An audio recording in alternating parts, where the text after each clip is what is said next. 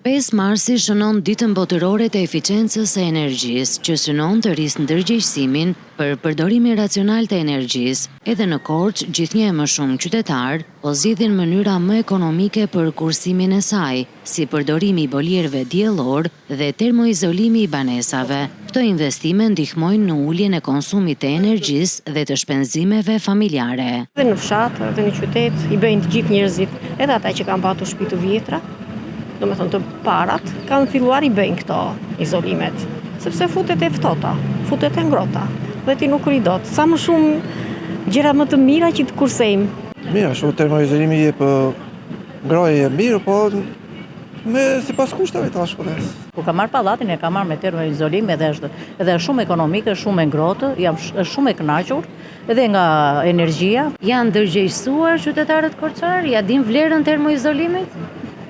Mos ja dinë. Kush e për xhepin, mos ja dish vlerën? Normal, është ekonomi. Unë kam 17 gradë, tani që s'ndez zjarr.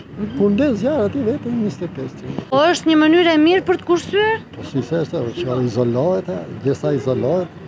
Dita botërore e eficiencës së energjisë vjen si një kujtesë se kursimi i energjisë nis nga veprimet e përditshme të çdo qytetari, ndërsa përdorimi i teknologjive më efikase mbetet një hap i rëndësishëm drejt një të ardhmeje më të qëndrueshme.